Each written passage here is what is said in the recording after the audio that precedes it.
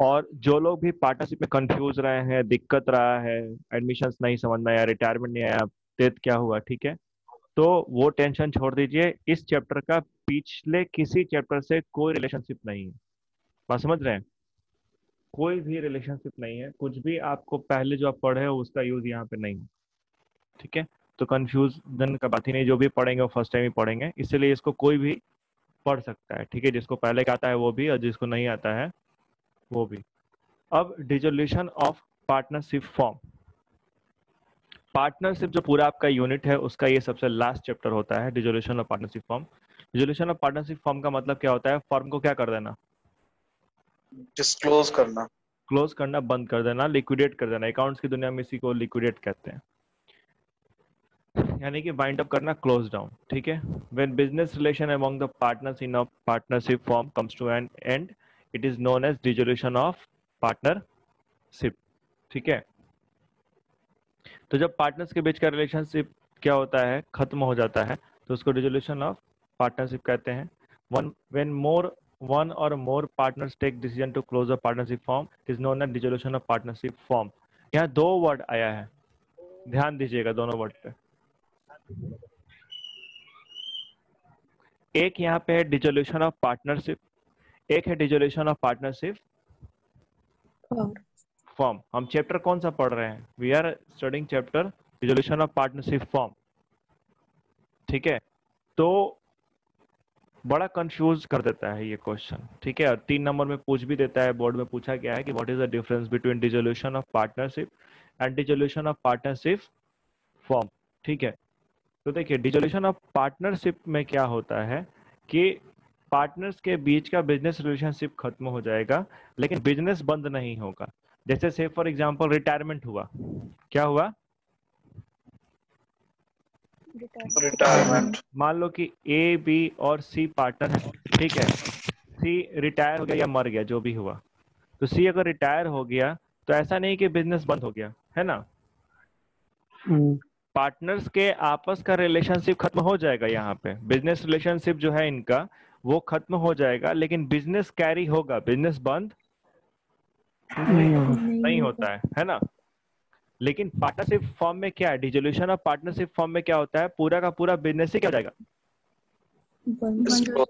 Business ही बंद हो जाएगा, ठीक है। इसीलिए यहाँ पे याद रखिएगा डिसोल्यूशन ऑफ पार्टनरशिप। तो जितने आप पढ़ते हैं चैप्टर रिकॉन्स्टिट्यूशन में ना, चाहे वो आप नए पार्टनर को एडमिट करें, चाहे वो रिटायरमेंट हो, चाहे वो डेथ हो, वो सब का सब क्या है, डिसोल्यूशन ऑफ पार्टनरशिप है। सबका सब क्या है? हाँ, डिसोल्यूशन ऑफ पार्टनरशिप, ठीक है। और यहाँ पे क्या होगा, यहाँ पे आपका होगा पूरा का पूरा बिजनेस का क्या हो जाना, बंद हो जाना, ठीक है। तो पूरा एंटायर बिजनेस ही अगर आप क्लोज कर देंगे तो उसको कहते हैं dissolution of partnership form. Clear है? ठीक है, समझ गए। तो यहाँ पे जो हम लोग पढ़ने वाले हैं, यहाँ पे हम पूरा दुकान ही बंद करने वाले हैं, कि पूरा का पूरा बिजनेस क्या कर देंगे हम लोग, खत्म कर देंगे, ठीक है। और उसकी अकाउंटिंग कैसी होगी, इस पार्टिकुलर चैप्टर में आप क्या करेंगे, इसको पढ़ेंगे, ठीक है। तो कंफ्यूज मत होइएगा, डिसोल्यूशन ऑफ पार्टनरशिप एक अलग कंसेप्ट है और डिसोल्यूशन ऑफ पार्टनरशिप फॉर्म क्या है, एक अलग कंसेप्ट है, दोनों में डिफरेंस है। डिसोल्यूशन ऑफ पार्टनरशिप में सिर्फ पार्टनर्स के बीच का आपसी रिलेशनशिप खत्म हो जाएगा या चेंज हो जाएगा, बिजनेस चलता रहेगा। लेकिन जैसे ही डिसोल्यूशन ऑफ पार्टनरशिप फॉर्म किया जाएगा तो पूरा का पूरा बिजनेस क्या हो जाएगा, बंद हो जाएगा, ठीक है। क्लियर है? तन में समझ में आया बात? सर हाँ सर हाँ बोलिए। सर एक क्वेश्चन था। हाँ बोलिए। सर अगर एडमिशन ऑफ पार्टनर हम लोग पढ़ रहे हैं सर, सॉरी सर पीछे से क्वेश्चन उठा। तो सर अगर ए बी पार्टनर्स है और सी एडमिट हुआ हम्म और फिर नेक्स्ट ईयर डी एडमिट हुआ, हम्म तो सर जो रिवैल्यूएशन अकाउंट सी के एडमिट के समय बना होगा एसेट्स और लायबिलिटीज के वैल्यूएशन और रीअसेसमेंट के द्वारा, तो डी आएगा। तो सर सी के एडमिशन वाला वो रिवैल्यूएशन मतलब एसेट्स की प्राइस और नहीं नहीं लायबिलिटीज नहीं नहीं नहीं, के बात हिसाब से समझो, गुडविल बात देगा। समझो, दो कंडीशन है, या तो पहले सी एडमिट हो रहा है फिर डी एडमिट हो रहा है, ठीक, ये रहे। Yes sir. या तो सी और डी एक साथ एडमिट हो रहा है, ठीक है। यस अब अगर दो स्टेप में है क्वेश्चन कि पहले सी एडमिट हो रहा है फिर क्या हो रहा है, डी एडमिट हो रहा है, जी ठीक है, तब दो को रिवोल्यूशन अकाउंट बनाना पड़ेगा, ठीक है, डबल चलेगा। तब आपका क्वेश्चन बनेगा जानते हैं कितने पार्ट में? अगर फुल फ्लेज क्वेश्चन की हम बात करेंगे तो आपका क्वेश्चन बनेगा 6 पार्ट में, क्योंकि आपको पूरा का पूरा बनाना पड़ेगा सारा कुछ एक बार एडमिशन आफ्टर सीज एडमिशन, ठीक है। सी के एडमिशन के बाद आपको पूरा बैलेंस शीट ये सब प्रिपेयर करना पड़ेगा, और उसके बाद फिर अगेन आप बनाएंगे किस पे, आफ्टर डी डी एडमिशन, वाले क्योंकि को। क्योंकि जब डी का एडमिशन होगा तो उस टाइम में सी पुराना पार्टनर बन गया होगा, क्योंकि सी का एडमिशन पहले हो चुका है। बात समझे? तो तो एक ये सिचुएशन क्रिएट हो सकता है, नहीं तो सी और डी दोनों क्या हो, एक साथ एडमिट हो, एक साथ।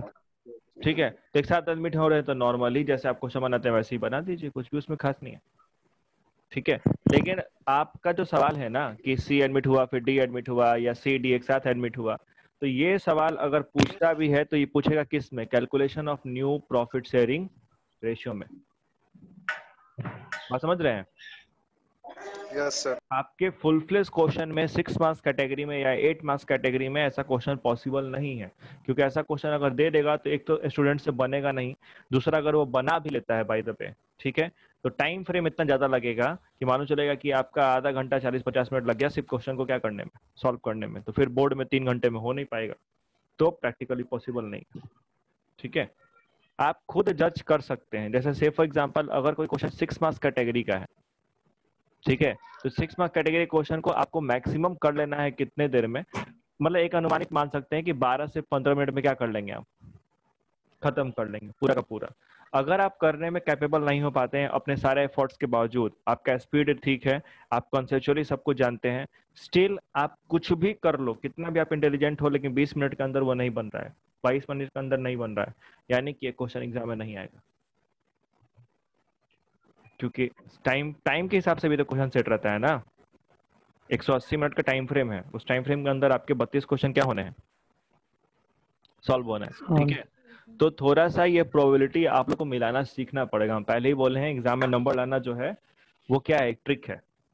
नॉलेज तो है नो डाउट, नॉलेज तो चाहिए चाहिए, लेकिन apart from knowledge you need to make a pattern in the questions, ठीक है। पैटर्न क्या है, किस चैप्टर से कैसे क्वेश्चन पूछे जा रहे हैं, इस पे थोड़ा आपको धीरे धीरे भिड़ना शुरू करना पड़ेगा, ठीक है। खैर एनीवे, डिस्कशन कहीं और पहुंच गया था, हम लोग थे डिसोल्यूशन ऑफ पार्टनरशिप फॉर्म में। अगेन वंस अगेन दो कंसेप्ट हैं, dissolution of partnership. Dissolution of partnership में पार्टनर्स के बीच का बिजनेस रिलेशनशिप चेंज होता है या खत्म हो जाता है, बिजनेस चलता रहता है। डिसोल्यूशन ऑफ पार्टनरशिप फॉर्म में पूरा का पूरा बिजनेस क्या हो जाता है, बंद हो जाता है। बंद हो जाता है। क्लियर है? ठीक है। एक एक चीज एक एक पॉइंट पे ध्यान रखिएगा यहाँ पे, ठीक है, स्पेशली बिहार बोर्ड के जितने लोग बैठे हुए हैं, क्योंकि आपका सबसे ज्यादा नंबर का अगर क्वेश्चन एग्जाम में आता है तो इसी चैप्टर से आता है। Meaning and definition in legal term, dissolution has multiple meaning. The word dissolution comes from the Latin word. चलो ये सब चीज से मतलब नहीं हम लोगों को कहाँ से आया है, क्या चीज था, not required. Indian partnership act क्या कहता है डिसोल्यूशन को लेकर के, थोड़ा इसके बारे में देख लेते हैं। सेक्शन 39 के अंतर्गत क्या लिखा गया है इंडियन पार्टनरशिप एक्ट में, तो बोलता है provided that the dissolution of partnership between all the partner of a firm is called dissolution of firm. यानी कि अगर सारे पार्टनर का रिलेशन पूरी तरीके से खत्म हो जाता है, dissolution of partnership between all the partner, यानी कि सब पार्टनर का रिश्ता नाता एक दूसरे से क्या हो गया, खत्म। खत्म। किसी से अब किसी का कुछ भी नहीं है, किसी से किसी का कुछ भी नहीं, दैट मीन्स कि बिजनेस ही नहीं है, यस है ना। तो उसी को कहते हैं डिसोल्यूशन ऑफ फर्म। ये डेफिनेशन गिवन है section 39 of Indian partnership act 1932 के अंतर्गत, ठीक है। उसके अलावा कुछ और भी डेफिनेशन है आपको हैं, द एक्ट और process of ending and official organisation और लीगल एग्रीमेंट ब्ला ब्ला, इनसे मतलब नहीं है। इस डेफिनेशन को आप कोशिश कीजिएगा, अगर आप याद रख सकते हैं तो याद रख लीजिएगा, क्योंकि ये लॉ का डेफिनेशन है ना। वो उस लॉ का जो लॉ क्या करता है, पार्टनरशिप को गवर्न करता है, इसी कानून के हिसाब से पार्टनरशिप का सारा काम धाम क्या होता है, चलता है। तो इसको काटने का किसी को हिम्मत नहीं है, समझे, इसको कोई काट नहीं सकता। खैर, अब कौन कौन से रीजंस हो सकते हैं जिन रीजंस के चलते पार्टनरशिप फर्म को क्या करना पड़े, डिसॉल्व करना पड़े या बंद करना पड़े। ठीक है, तो वो वॉलंटरली भी हो सकता है। वॉलंटरली मतलब कि अपने खुद की इच्छा से। मान लो पार्टनर्स का एक दूसरे से नहीं बन रहा है, वो नहीं चाहते बिजनेस को क्या करना, कैरी करना, कैरी तो वो करना। अपनी इच्छा से चाहे तो बिजनेस को क्या कर सकते हैं, बंद कर सकते हैं by voluntary act of partner. Voluntary मतलब स्वेच्छा। वॉलंटरी मतलब क्या होता है, स्वेच्छा, यानी अच्छा, खुद की इच्छा। ठीक है, तो खुद खुद की की इच्छा मर्जी से चाहे तो फॉर्म को बंद कर सकते हैं। है। एक और रीजन हो सकता है व्हेन द पीरियड और duration of partnership form is expired.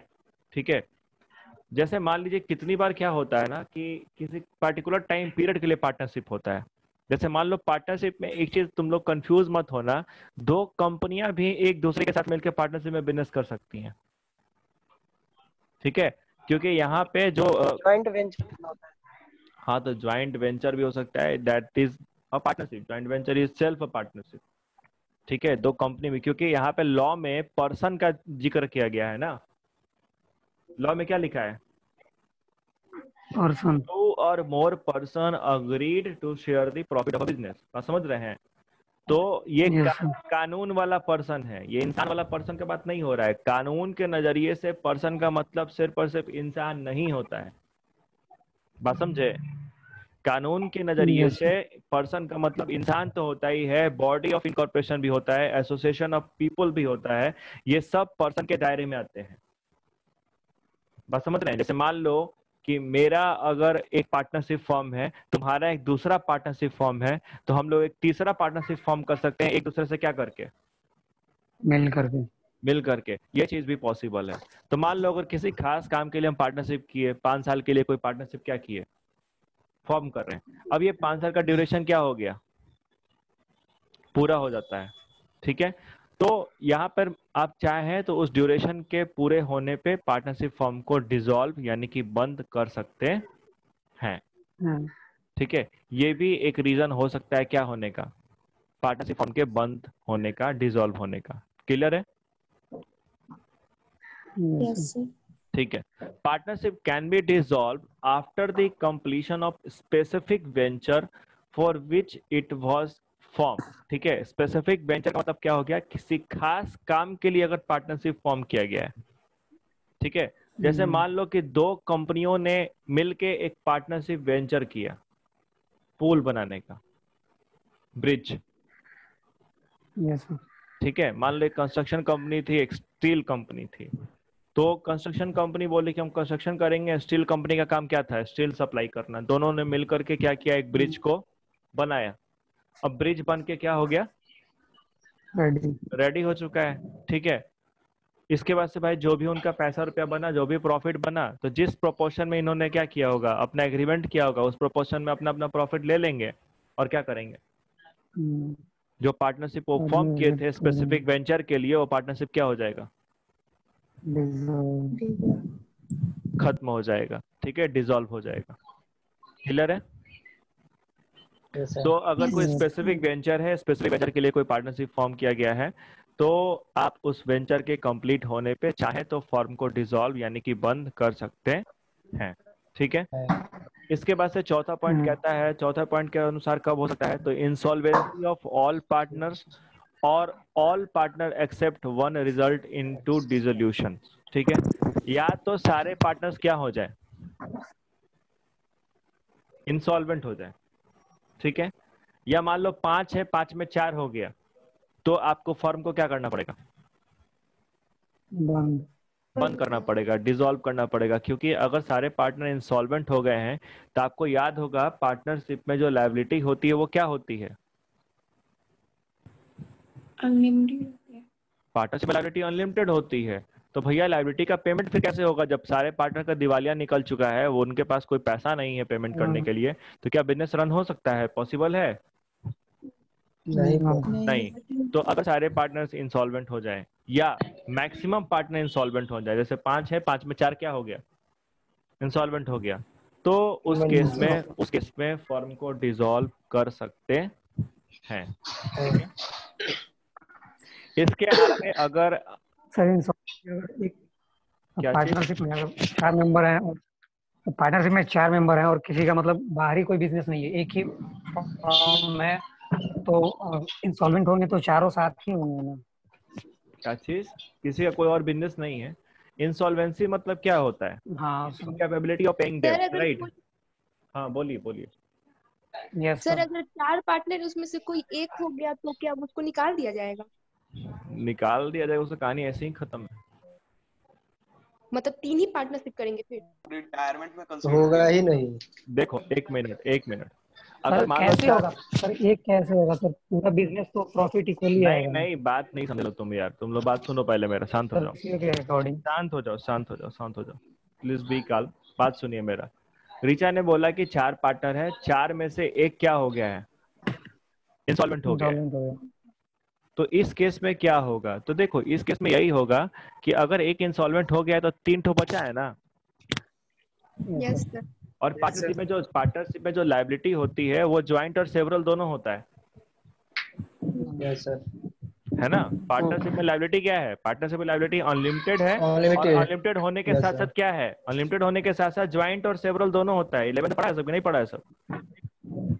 Yes sir. Yes sir. Joint and several होने का मतलब ये हो गया कि अगर मान लीजिए कि ए बी सी डी है, डी अगर इंसॉल्वेंट घोषित कर दिया जाता है तो डी का जो लायबिलिटी होगा वो किसके सर चढ़ जाएगा? ए बी सी के बीच में। ए बी सी के बीच में, ठीक है। तो यहाँ पे आपका फॉर्म का डिसॉल्व होना जरूरी नहीं है, क्योंकि अगर ए बी सी इतने कैपेबल होंगे तो वो अपना मीट आउट कर लेंगे, ठीक है। कैपेबल नहीं होंगे तो फॉर्म ऐसे ही बंद हो जाएगा, है ना। लेकिन अगर मान लो 4 पार्टनर है और 4 में 3 तुम्हारे इंसॉल्वेंट अगर हो जाते हैं तो इसका मतलब है, सिंपल सा बात है कि भाई जो सिंगल बंदा होगा वो तो बिजनेस का सारे चीज का पेमेंट कर नहीं पाएगा।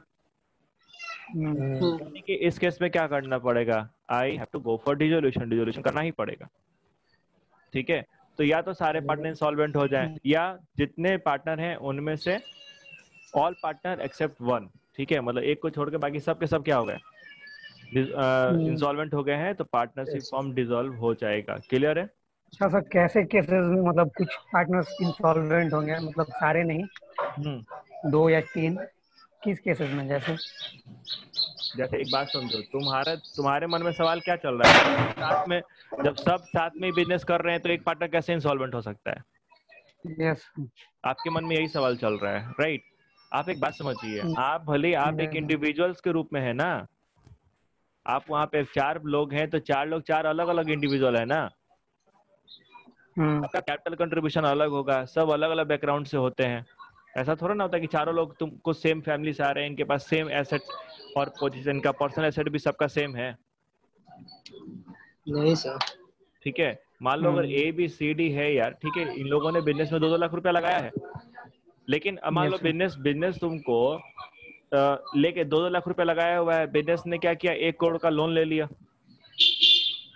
अब 1 करोड़ का लायबिलिटी बिजनेस को पकड़ गया है ना। अब डी के पास मात्र 2 लाख रुपया ही था, उसके पास प्रॉपर्टी कुछ नहीं था, ठीक है। अब क्या होगा, जिस दिन ये डिफॉल्ट होगा, 1 करोड़ का लोन डूबेगा, ठीक है। जिस दिन लोन डूबेगा तो डी का तो पहले ही दिवालिया निकल चुका है ना। उसके पास 2 लाख रुपया ही था, उसके ऊपर वो कहाँ से देगा? ना उसके पास घर है ना गाड़ी है, कुछ भी बेच के नहीं दे सकता है। यानी कि डी का जो हिस्से का जो आपका जो देखो, अगर हम लोग लायबिलिटी को अगर डिवाइड करें तो 25 करोड़ के आसपास आ रहा है ना सब पे। Yes sir. तो डी का जो अब 23 करोड़ का लायबिलिटी बचेगा, डी तो देने में कैपेबल है नहीं, डी का तो काम खत्म हो गया। कौन बैठा हुआ है पूरे लोगों के बीच में यार, हमको समझ में नहीं आ रहा है।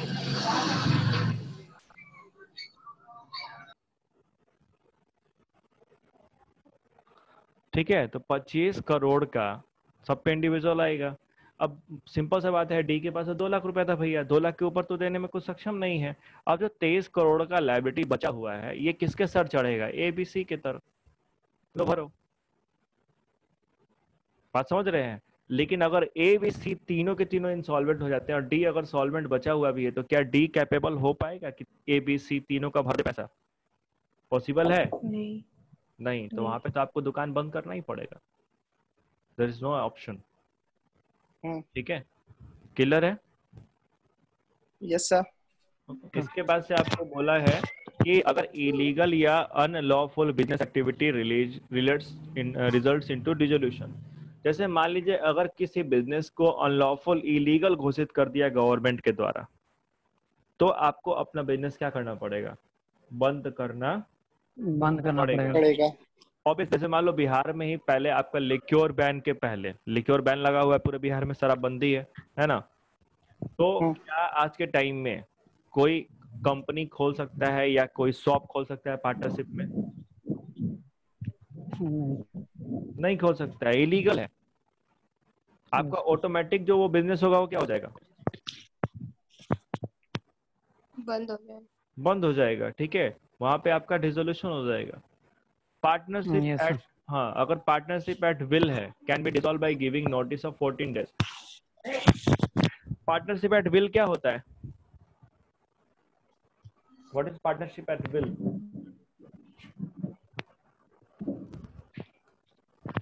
क्या होता है कन्हैया पार्टनरशिप एट विल? जो पार्टनरशिप पार्टनर्स के इच्छा के अनुसार बनता है सर। क्या होता है सर? एविडेंस।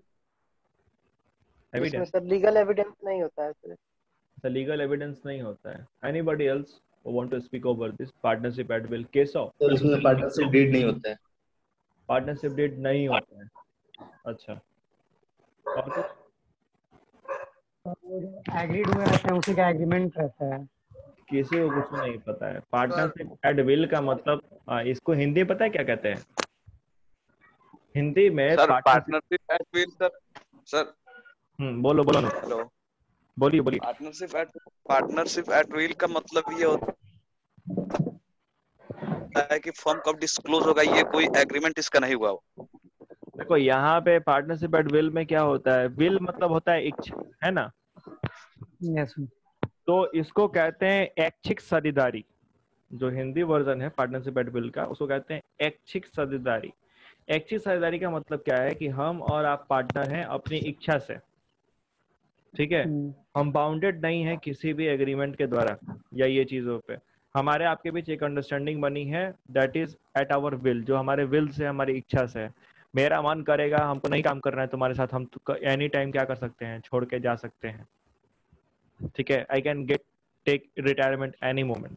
ओके, इसके अलावा मेरे को लग रहा है कि भाड़ में गया बिजनेस नहीं चलेगा, बिजनेस बंद कराओ बिजनेस, तो हम फॉर्म को चाहे तो बंद करा सकते हैं। यहाँ पे याद रखिएगा, पार्टनरशिप एट विल में जरूरी नहीं है कि सारे पार्टनर नोटिस दें। यहाँ पे ये बात लिखा हुआ नहीं है। Partnership at will can be dissolve by giving notice of 14 days. इसमें एक सिंगल पार्टनर भी चाहे तो फॉर्म को डिसॉल्व कर सकता है। अगर पार्टनर्स के बीच में, मतलब जैसे ये टाइप्स ऑफ पार्टनरशिप है, ये क्या है, टाइप्स ऑफ पार्टनरशिप है। तो अगर टाइप्स ऑफ पार्टनरशिप में आपने पार्टनरशिप को चूज किया है पार्टनरशिप एट विल वाला, यानी कि जो पार्टनर्स हैं उनके बीच में ऐच्छिक साझेदारी है, यानी वो अपने मन मर्जी से हैं, मन किया तो है, नहीं है तो नहीं है। ठीक है, मन नहीं है तो नहीं रहेंगे। ठीक है, यहाँ पे कोई भी पार्टनर चाहे तो फॉर्म को डिसॉल्व कर सकता है अपने इच्छा के अनुसार, लेकिन उसको 14 डेज का नोटिस क्या करना पड़ेगा, पहले ही देना पड़ेगा। ठीक है, 14 डेज नोटिस का मतलब 14 दिन पहले उसको बताना पड़ेगा कि हम लोग फॉर्म क्या करेंगे, बंद करना चाहते हैं। ठीक है, ये तो कंडीशंस आपके हैं। बाकी पार्टनर रेडी नहीं हुए। क्या चीज बाकी नहीं है? आपको एग्री होने बात ही नहीं ना है। यहाँ पे पार्टनरशिप एट विल है। पार्टनरशिप एट विल में ये क्लॉज होता है कि एक पार्टनर चाहे तो फॉर्म को डिसॉल्व कर सकता है, उसके पास ये पावर है। ठीक है, बाकी वो बात अलग है कि पार्टनर्स बैठेंगे, आपस में बातचीत करेंगे, मान मनोबल होगा, बोलेंगे कि ठीक है तुम एक काम करो, तुमको जाना ही है तो रिटायरमेंट ले लो, है ना, काहेला ये बिजनेस बंद करा रहे हो। ठीक है, लेकिन वो अगर अड़ जाता है कि नहीं बिजनेस को क्या करना है, बंद करना ही है, वो कोर्ट में चला जाए मामले को लेकर के, तो कोर्ट चाहे तो आपको बोल देगी कि नहीं उसका बात मानो और फॉर्म को बंद करो। एक पार्टनर्स के पास ये पावर होता है under the partnership at will में। ठीक है, तो देखिए इनको याद रखना क्यों जरूरी है, क्योंकि इस पे आपका 1 मार्क क्वेश्चन पूछ सकता है कि क्या इस केस में होगा फॉर्म बंद कि नहीं होगा। ठीक है, मान लीजिए आपको बोल दिया कि one partner becomes insolvent, can partnership form can be dissolve, तो आपका आंसर क्या होगा, ट्रू और फॉल्स होगा कि नहीं होगा? अगर कोई एक पार्टनर इंसॉल्वेंट घोषित हो गया तो नहीं होगा। ठीक है, अगर आपको बोल दिया 6 पार्टनर है, 6 में आपका 5 इंसॉल्वेंट हो गए हैं तो क्या हो जाएगा? Yes sir. डिस्क्लोज हो जाएगा पूरा हो पार्ट। जाएगा। 6 में अगर 3 आपके सॉल्वेंट है, 3 इंसॉल्वेंट है, हो जाएगा ये डिसोल्यूशन? नहीं सर वो डिपेंड करेगा अगर तीनों पार्टनर सर कैपेबल हैं लायबिलिटीज और एसेट्स को कैरी नहीं करने में, होगा, तो सर वहां पे डिसॉल्व नहीं होगा, पहले सर पे फेंकेंगे। ठीक है, वहां पे पहले सर पे फेंका जाएगा लायबिलिटी, जो बाकी 3 को सॉल्वेंट वो भरेंगे। वहां पे आपको पहले ही बोला है कि एक को छोड़ के ऑल पार्टनर एक्सेप्ट 1। ठीक है, वन। हाँ, तो क्वेश्चन अगर बोर्ड में घुमाना होगा तो ऐसे ही पूछेगा, तुमसे डायरेक्ट थोड़ी ना पूछेगा कि 4 को रीजन लिख दो। उसको पता है कि आप 4 रीजन रट सकते हैं। सीबीएसई ऑलरेडी नो इट कि उसके स्टूडेंट रटने में बहुत माहिर है, तो वो रट्टा वाला काम ही नहीं करेगा। उसको तो ऐसे भी क्रिटिकल लर्निंग अप्रोच लगाना है, देखने के लिए कि आपको समझ में कितनी चीजें आ रही हैं। अगर सर अगर क्वेश्चन आ जाए सर, ये रीजन तो यही बता रहा है ना कि एक पार्टनर को छोड़कर अगर सारे पार्टनर्स अग्री हैं तो ही डिसॉल्व होगा, अगर 2 उसमें है तो नहीं होगा। बट अगर क्वेश्चन आ जाए सर कि 3 पार्टनर्स डिसॉल्व करना चाहते हैं और 3 नहीं, तो जो 3 बचे हुए हैं वो तीनों का लायबिलिटी कैरी नहीं करना चाहते, उस समय में तो डिसॉल्व होगा ना सर पूरा पार्टनरशिप। लायबिलिटी कैरी नहीं करना चाहते हैं, लायबिलिटी कैरी करना ही पड़ेगा आपको। पार्टनरशिप में क्लॉज होता है, पार्टनरशिप लायबिलिटी क्लॉज में लिखा रहता है कि लायबिलिटी यहाँ पे क्या है, अनलिमिटेड है। अनलिमिटेड होने के साथ साथ आपका ज्वाइंट भी है और सेवरल भी है। यही तो पार्टनरशिप बिजनेस में दिक्कत है ना। पार्टनरशिप बिजनेस में लायबिलिटी ये नहीं है कि तुम्हारा ज्वाइंट लायबिलिटी सेवरल लायबिलिटी है। पार्टनरशिप में तुम्हारा लायबिलिटी ज्वाइंट और सेवरल दोनों होता है। मतलब इसका ये हो गया कि ऐसा नहीं कि अगर तुम्हारी अपनी लायबिलिटी 8 लाख है तो तुमको बाकी से मतलब नहीं है, अगर बाकी दूसरा व्यक्ति का भी 8 लाख है वो नहीं भरता तो तुमको भरना पड़ जाएगा। बात समझे? पूरा आपको तो 11 में पढ़ना ही है। खैर देखिए, यहाँ पे हम लोग बैठ करके पार्टनरशिप के थ्योरेटिकल एस्पेक्ट को डिस्कस नहीं कर रहे हैं, वो पूरा का पूरा आपको 11th क्लास में पढ़ना था। ठीक है, यहाँ पे हम जो बातें डिस्कस कर रहे हैं इसका दायरा कहाँ तक होगा, डिसोल्यूशन ऑफ पार्टनरशिप फॉर्म तक। बात समझ रहे हैं? तो इस दायरे में अगर आपके मन में कोई सवाल उठता है तो आप पूछ सकते हैं कि डिसोल्यूशन ऑफ पार्टनरशिप फर्म के केस में चीजें क्या लागू होंगी क्या नहीं होंगी। बाकी तो बहुत कुछ है, सोचोगे तो सोचते रह जाओगे। इसके अलावा देखिए, in addition to the above circumstances, in cases में तो आपका फर्म डिसॉल्व होगा ही होगा। इसके अलावा अगर कुछ और सर्कमस्टांसेस होते हैं, कुछ और घटनाएं घटती हैं, तो honourable court can order to dissolve the partnership on legal grounds.